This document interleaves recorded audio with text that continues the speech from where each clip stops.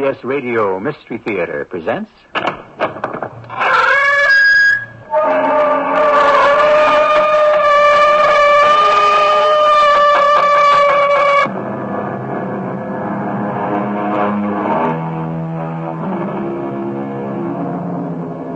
Come in. Welcome. I'm E.G. Marshall. The more we know, the philosophers say, the less certain we become. You can see how this principle applies to many people in reverse. The less they know, the more certain they grow. Civilization is based on knowledge, but in many cases what we perceive as knowledge is only a dangerous illusion. Mr. Simmons, why did you kill your wife and your best friend? That should be obvious even to a psychiatrist. They were having an affair. Why not just get a divorce? I had no choice. Besides, I'd already killed them once before. You had killed them once before? Oh, when? When? Oh, I'd say about 2,900 years ago.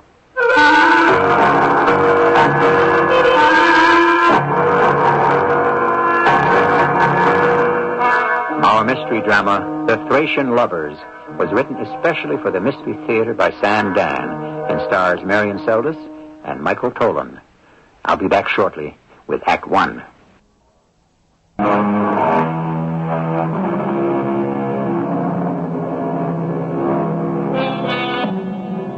In the old days, when people wished to learn their fate, they told their dreams to a lady who was called the Priestess of Apollo. And at this point, you might exclaim, how little things have really changed. These days, we tell our dreams to a lady or a gentleman called a psychiatrist. At any rate, let us go back in time, almost 3,000 years, to a small Greek city called Delphi, the site of the sacred oracle. Approach the shrine. Who speaks? I, the Priestess of Apollo. I cannot see you. It is enough that you hear my voice, the voice of the god Apollo, which speaks through me. You are... Eurybus, king of Thrace. A king? In Thrace.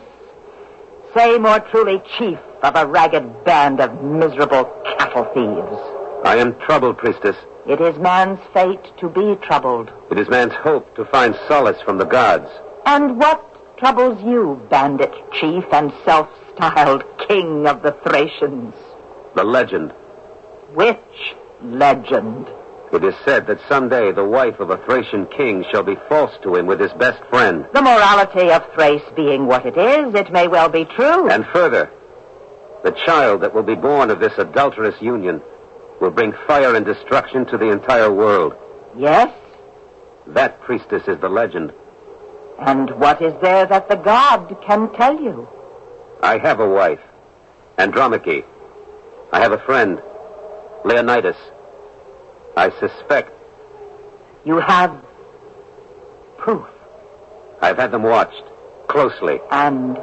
Nothing. But I have dreams. Dreams. And in my dreams, they betray me, dishonor me. What is worse, they mock me. In your dreams. And so I have come to ask, have these dreams been sent to me by the gods as a warning? All dreams are sent by the gods. We will consult with Phoebus Apollo, the source of all light, with Apollo, the font of all wisdom and craft. Leave us now, and return tomorrow for his answer. Who stands without to see the high priest of the temple? I, the high priestess of Apollo. Approach, my daughter. Has the priestly council studied the requests, Excellence? Yes. Let us tell him that the wife and the friend are indeed betraying him. Is it true? Does it matter? He is a mean-looking, grasping man, capable, I think, of cruelty to women. She would be a fool not to pay him out. Then why should we allow him to punish her? there are important political considerations, priestess. Leonidas, the other man, comes from a powerful family in Macedon. They will seek to avenge his death. There will be a war. Why do we wish to provoke a war between the Thracians and the Macedonians? To save the rest of Greece. All the cities, Sparta, Thebes, Athens, have sent armies against Troy. Once again, a woman's work. Had this foolish Spartan queen, Helen, not run off with that shameless Trojan Paris? Isn't he even more to blame? In any event, every soldier in Greece is now fighting before the walls of Troy, leaving our own country undefended. Those brigand mountaineers from Thrace and Macedonia are beginning to eye it greedily. No, we must keep them squabbling among themselves. Then Eurybus must consider himself betrayed. That will be the message from Apollo. Therefore, he will kill Leonidas. And there will be war between Thrace and Macedonia, but peace throughout the rest of the peninsula. And what shall be considered a suitable gift for him to make to Apollo? My spies tell me he has brought with him 2 talents of silver for the journey. How much shall we ask for? Half. He will squeal like a stuck pig. Will he dare to refuse Apollo? We are devoting far too much time to what is actually an unimportant matter. We have far more weightier issues at hand. I have returned, priestess, even as you have ordered. Approach the shrine. I am ready for the judgment of Apollo. Do you stand before his priestess empty-handed? No, I have come prepared to make a little gift. A little gift? One that I deem suitable to the occasion. The only gift that is suitable to this occasion is 1 full talent of silver. A talent? Why, in all Thrace there isn't so much as a talent of silver.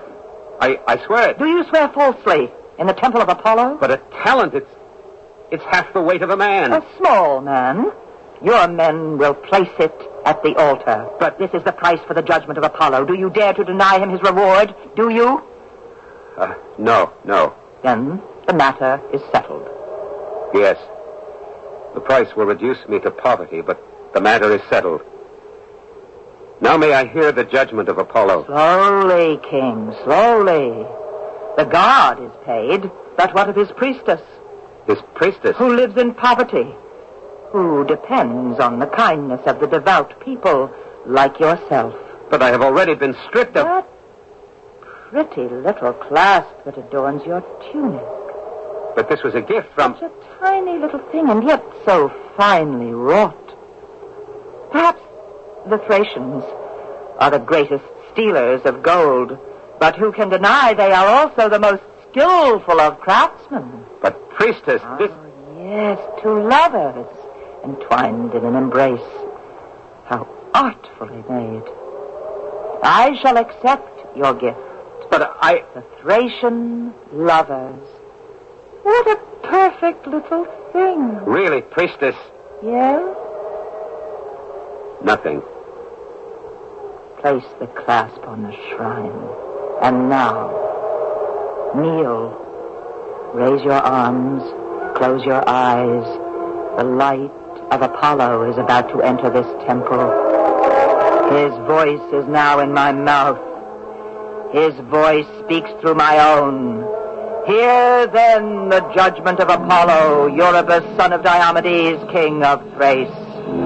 I know well the legend of Hecate, that a Thracian king shall wed a wife who shall betray him with a Macedonian friend. The fruit of this adulterous union shall be a son who shall destroy first Thrace, then Macedon, and then all Greece, and finally the world. Eurybus, son of Diomedes, thou art that king. No. Do not speak, lest thou shalt be consumed by the light of Apollo, besides which the light of the sun is but a flickering candle. Thou art that kind. Thy wife Andromache is that adulterous queen. Thy companion Leonidas is that treacherous friend. Then it's true. The legend is true. I have been betrayed. Thou hast been betrayed. I will kill them. I will have justice.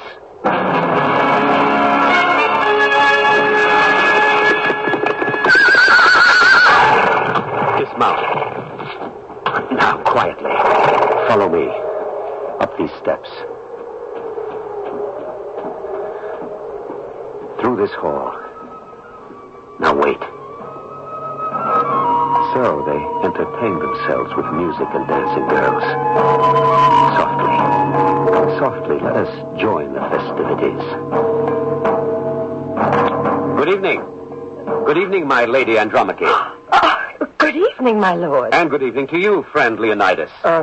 Good evening, my lord. Why has the music stopped? Play on. Play on. Surprised to see me? We were expecting you, my lord. Were you?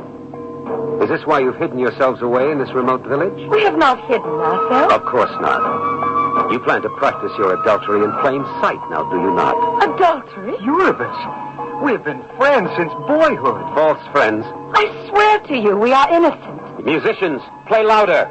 Play faster. We shall have a new dance. A dance of death. Out swords. And let us begin.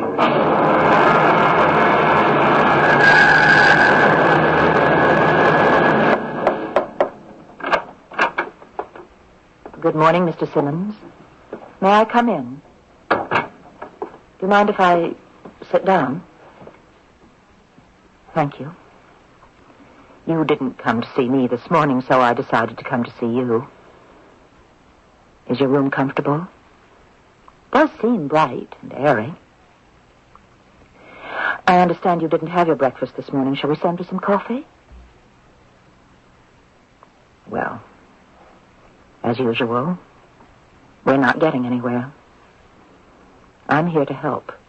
If for some reason, any reason or no reason, you object to me, say so. We can arrange for another doctor. Shall we do that? Who pays you to do this? The state. In other words, my tax money. What do you soak them? I'm on a yearly retainer. Is that your only source of income? I also have a private practice. Well, what do you get there? $75, $100 an hour? My fee schedule is flexible. It's based on ability to pay. Why are you so concerned with money? No more than you are. I may talk about it, but you don't pass any of it by. You probably write articles and books, too. Yes. But why are we talking about this? Because that's what makes the world go round. Money. Just money? Well, love, too. Why don't we talk about love? I have nothing to say about love anymore. Not now. Especially since I killed the woman I loved. And the man she was in love with. Why? Does it matter? Yes. To whom? They'll still be dead, won't they? Nothing can change that. So let's get on with it. Dispose of me. We would like to know why. We know why. I killed him in a fit of jealous rage. Did you? It's really very simple, even to a psychiatrist. A man discovers his wife is having an affair, and he can get angry enough to kill them both. Which I did. All right. We'll accept that for now. And perhaps as you think upon it longer, well, we'll see. Do you know, Mr. Simmons, since the first moment I saw you in the courtroom, I was taken by that tie clasp of yours. The gold work is simply beautiful. It represents two lovers. It must be very old. It goes back, I understand, 600, 700, 800 years before Christ. It's supposed to be from Thrace. Ancient Thrace.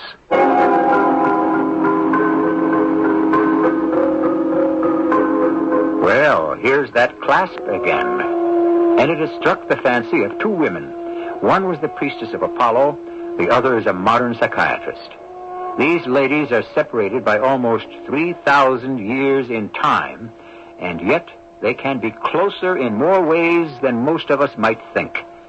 I'll be back shortly with Act Two.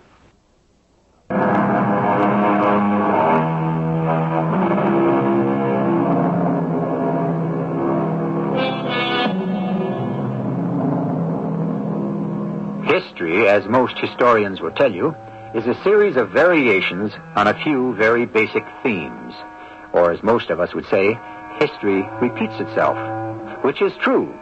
And that is because we repeat ourselves. To err is human, and so we keep making mistakes.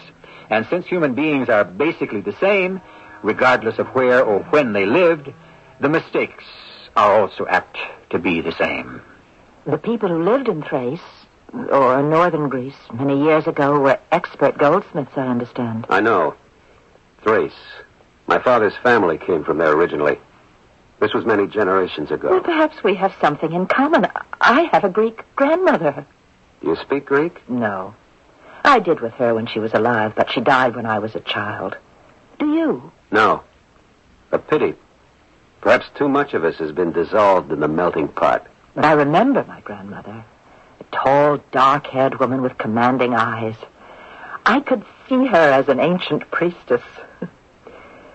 Well, Mr. Simmons, it appears we have something in common. Yes, you're a psychiatrist and I'm a patient. Or better, you're working for the police and I'm a prisoner. I'm not working for the police. You're working for the government. No, not for the government either. But the government pays you. I like to think I'm working for the truth. If that's your fantasy, by all means, enjoy it. Why did you kill them? They betrayed me. Betrayed? That doesn't sound like your kind of word. It's what happened. Here you are, Harold Simmons, an unassuming accountant. Oh, you do quite well. But you're conservative and peaceful. You were never known for a strong temper or inclination to violence. Perhaps I was never sufficiently provoked. But a man whose wife cheats on him, contrary to popular misconception, does not resort to violence. Statistics prove that far more often he goes to the divorce court. What does this have to do with me? Well, to begin, most shootings in these affairs occur because the aggrieved party happens to have a gun, either on his person or handy in the house. You never had one. When I found out, I went out and bought one. But records show you bought the gun a month before you killed them. Yes. Why? Why did you wait so long before you used it? I had to learn how. You just don't point and pull the trigger. You should know how to load and aim. Use the thing properly. You killed them in cold blood. Yes. And I will not claim temporary insanity. Nor shall I in any way seek to evade whatever punishment the state sees fit to give me. Why did you kill them? I've already told you. Look, I'm very tired. I didn't sleep well last night. I should like to rest now, if you don't mind. I'll tell you what, Mr. Simmons. I'll stay away for a while. I think I'll wait until you ask to see me.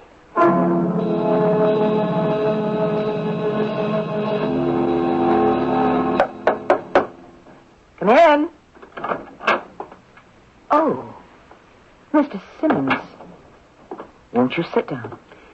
I asked to see you. I'll tell you why. You keep insisting that I had another reason for committing those murders. Yes. Would you say it's a strong reason? Yes. Tell me. I can't. Why? You afraid it's too technical or medical for me to understand? No. Then why? The truth is, I don't really know what the reason is myself. Does it bother you not to have the answers? Yes, it does. Tell me something else. This gold clasp of mine. You had a certain sound in your voice when you talked about it. It was as if you really wanted to have it. Oh, well... I'll be truthful with you. If you'll be truthful with me. You want this clasp, don't you? Yes. Where did you get it? It was in a small antique shop. I remember it because that was the day I found out about Andrea and Leon. I remember. It was a small antique shop near the museum. I saw it in the window. And for some reason, I just felt I had to have it.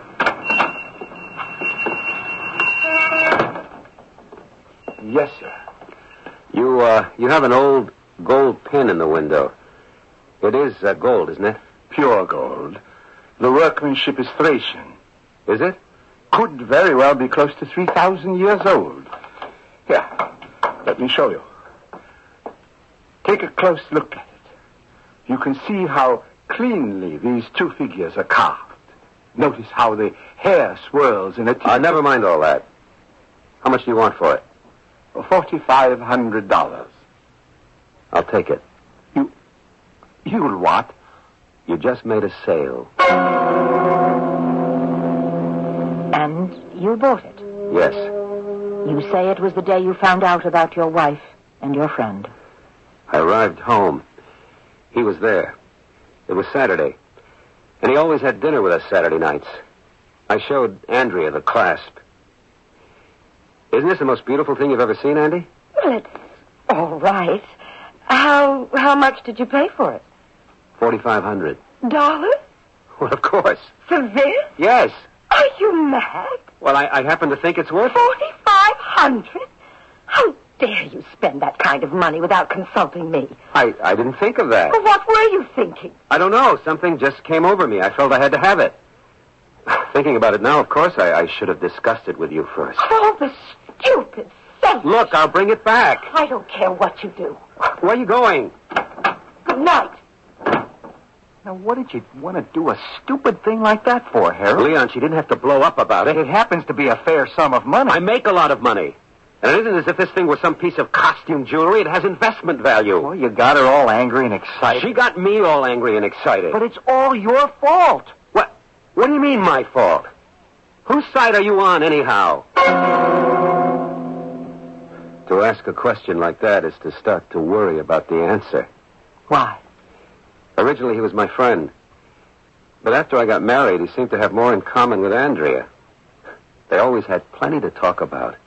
What does that prove? Nothing by itself. But then I started to ask, why was he always at our place for dinner Saturday nights?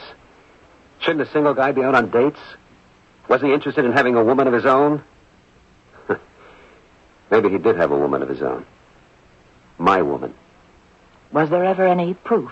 She'd never blown up at me like that before. Did she do it because the pressure was beginning to tell on her? And did she do it in front of him to let him know how little use she had for me? This is all supposition on your part. Everything begins as supposition. And then we begin to form it into fact. Yes, with evidence. I had evidence. I thought you said you didn't have any. I had no proof, but I had evidence. I began to remember things. For instance, I recalled how he'd reacted to Andrea the first time he met her. I wanted the girl I was going to marry to meet my best friend. We'd arranged to have a drink one afternoon. Hello, everybody. Andrea, this is Leon. Hello, Leon. Harold has told me so much about you. Well, he hasn't told me anything at all about you. Hey, that isn't true, Leon. You complained I wouldn't stop talking about her. Well, yes, you talked about her, but you didn't tell me anything. What do you see in him anyway, Andrea? Oh, he's very nice. Well, yes, he's nice enough, I suppose, but look, I can tell you this. He's lucky he saw you first. You see, even at the beginning, the very start. But that's how friends talk to each other, a certain amount of joshing. That's what I thought it was, too. But there were other things. It's hard to explain, but so obvious. In what way? Many times when we were together, it seemed that the conversation was usually just between the two of them. Why? I put in a pretty long and hard day at the office. And so most of the time, I would just want to sit back and relax.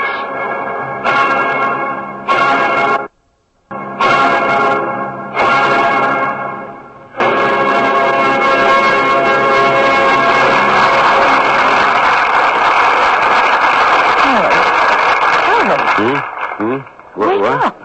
Oh, I'm up. Can you imagine, Leon?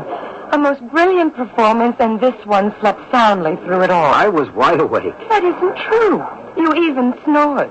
I was tired. I just closed my eyes for a minute. But how can anyone possibly sleep when Wozinski conducts prom? Well, you know Harold. Then and there, I saw the whole thing. How? It was the way he said, "You know Harold." What about it? As if it were a little secret they shared between them. You know Harold. He's dull. Oh, you know Harold. He really isn't interested in art. You know Harold. He never has the faintest idea of what's going on. But so far, this is all in the mind. What you're saying is it's circumstantial. Of course it is. You never knew for a fact they were making love. How can you say that? They were making love all the time. The way they looked at each other and spoke to each other. The way they behaved. As if I didn't even exist. Very well. Let's accept, for the sake of argument, the fact that they were lovers. Why did you have to kill them? You're a civilized human being. Why not just get a divorce? I had to kill them. Why? Because I had to save the world.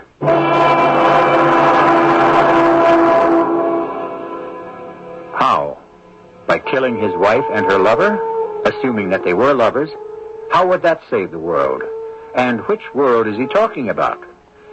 So far, you know as much about it as we do, although some of the more perceptive people in the house may know more. We'll all catch up in Act 3 shortly.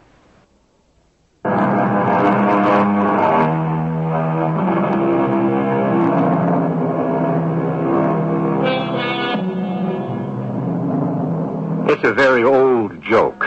The fellow says to a psychiatrist, "You must go crazy sitting there all day listening to those weird stories people tell you." And the psychiatrist shrugs his shoulders and says, "Who listens?" That isn't fair. Most psychiatrists listen. And some of them even get involved far more deeply than they ever dreamed they could. We have one in our story. So you killed them because you had to save the world? Yes. You don't believe it, Doctor? I believe that you believe it. What world were you trying to save? Your own quiet, well-ordered place? You don't understand. Oh, I think I do. It fits very well. What fits? It all comes together. A crime without passion. A murder in cold blood. The homicide committed by the accountant who examines his books perceives an error and proceeds to erase it. I understand it now. But you don't. There was no deception here. They didn't try to hide anything from you. How could they? Like entries in a ledger, every act was in plain view. The tone of their voices, the look in their eyes. And therefore, you decided to simply void the transaction. That isn't true. No? No. Yes. You bought a gun. You practiced firing it. And then, when you believed you were proficient enough in its use, you calmly and quietly ended their lives. No. You deny it? It's what happened. Well? Yes, it's what happened. But it's not why it happened. Why did it happen? If that's all there was to it, I would have let them live. What more could there have been? There was the child. What child? When I was just going with Andrea before we decided to get married, we spoke naturally. We spoke very frankly about many things. We were watching some children at play. Adorable, aren't they, Harold? Yes. But of course we only see them at their cutest and their best. I suppose so. Oh, look at that young girl. She's hardly in her 20s and she has 2 infants. That's the choice she makes. Of course. But it's not the one I'll make. Oh, look at those lines in her face. She'll be old before her time. She'll miss out on the best years of her life.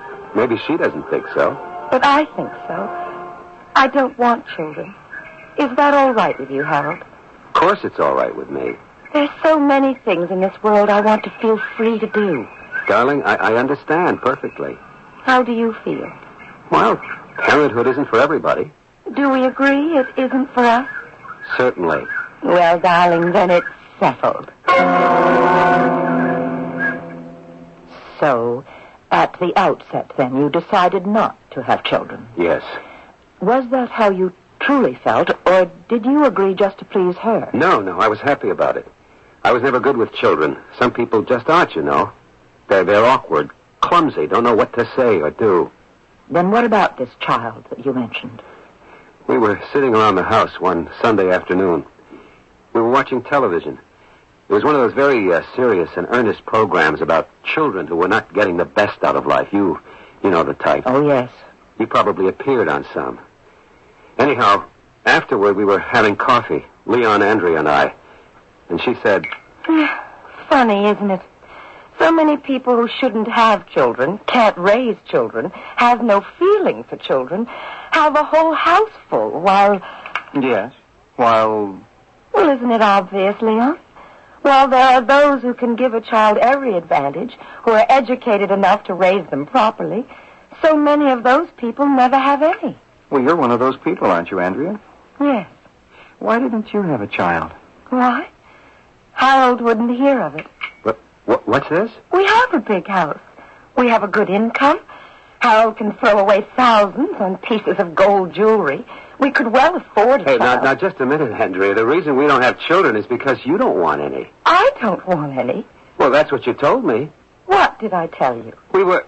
I remember we were sitting there in the park. Hey, listen to this, Leon. Don't put me in the middle. No, you saw these children, these tots playing, and you said...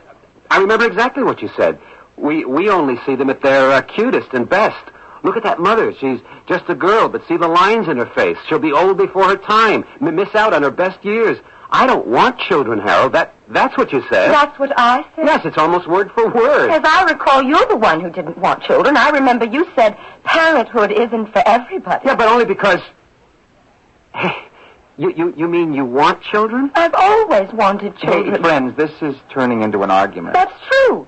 Lately, all we seem to do is argue. Lately, all we seem to do is rewrite history. I want to thank you for making this such a lovely afternoon for me, Harold. What did I do? The thing that you always do, and do so well. Nothing.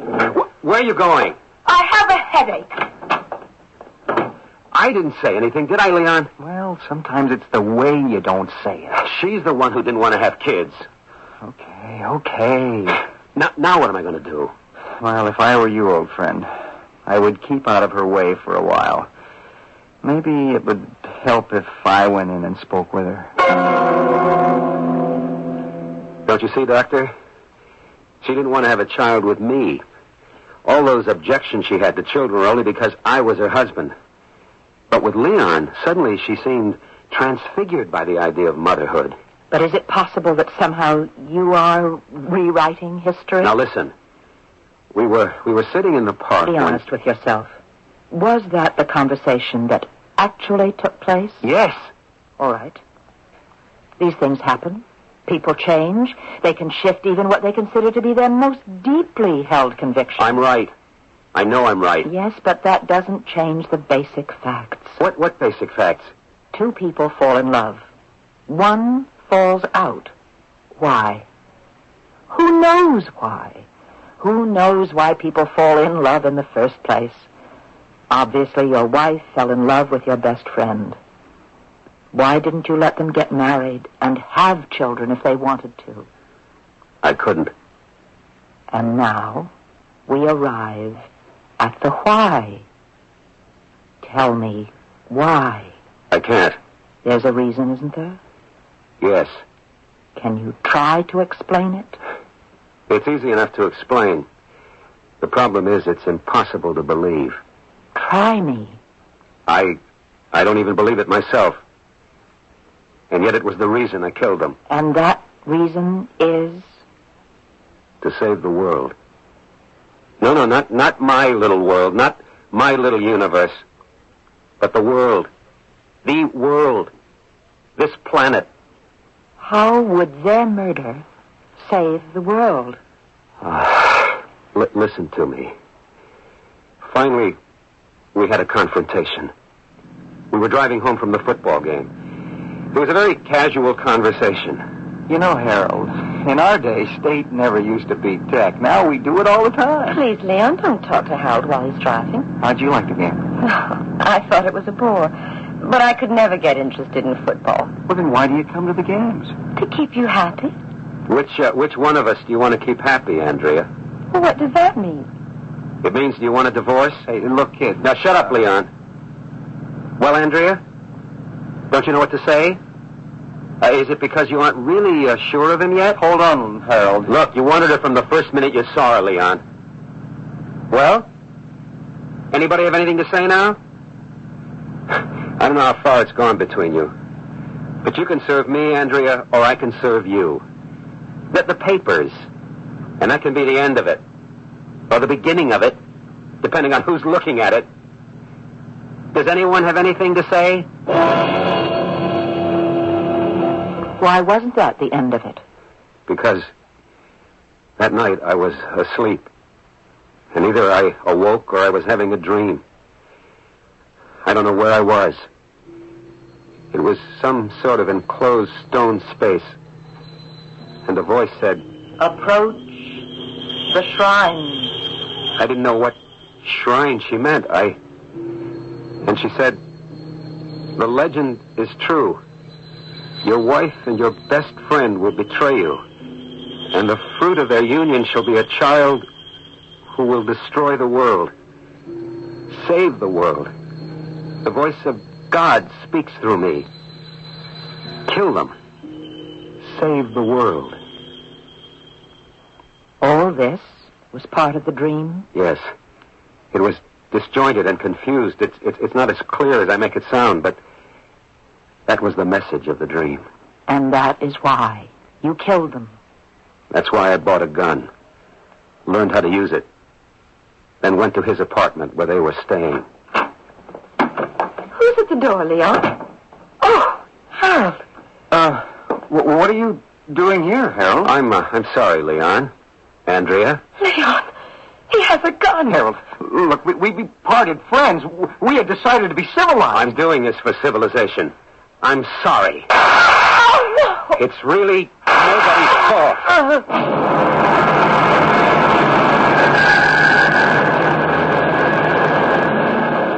And you insist that's why you killed them? That's the truth. I don't think a jury will believe it. A jury will never hear it. I won't plead any defense. I told it to you because somehow I thought you would believe it. Why would I believe it? I don't have the faintest idea. Goodbye, Doctor. It's time I went back to my room. Yes. Goodbye. Will you take this? What? The Thracian clasp? Please. Oh, I couldn't. It's very valuable. It won't be of any use to me anymore. And you seem to love it. I'm sure you'll appreciate it. Take it. Oh, I couldn't. I'll just leave it here on your desk. Goodbye, Doctor. But...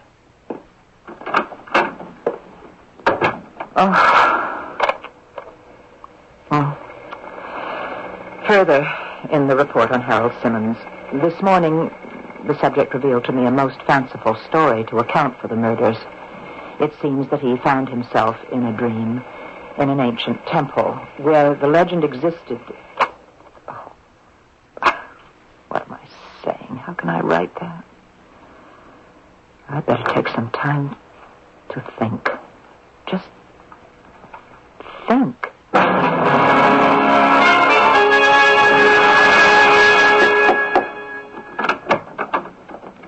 Good morning, Mr. Simmons. Oh, come in, Doctor. I've come to say goodbye. Yes, I'm leaving for the city. My trial begins tomorrow. Good luck. I see you're wearing the clasp. Oh, yes. I wish I could feel guilty about taking it, but I'm so fond of it. Enjoy it. The story you told me. Nobody would ever believe it. I believe it. You believe it? Yes. How can you believe it? I don't know. How can you believe it? I don't know either. It's just something inside me that says it happened that way. Yes. I can't understand it either. You mean there's something that a psychiatrist can't understand? Oh, we don't understand a great many things. It's just that we can explain why we don't understand them more clearly than the average person. You truly believe that by killing them you saved the world? Yes. I believe it, too. I won't ask you to testify to that effect at my trial. I couldn't. If I did, they'd put me away, too.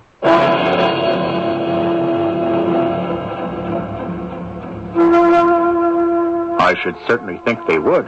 And why not? Suppose you were sitting on the jury. But then, again, it's hard to tell. Maybe it's all in that little gold clasp. Maybe it has an hypnotic effect. Whatever it is, I'll be back with more in just a few minutes.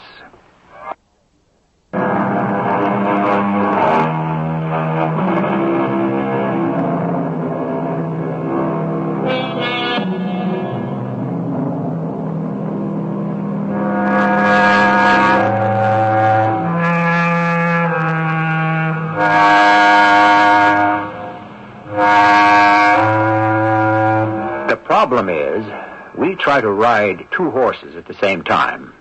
One is the plodding steed of practicality.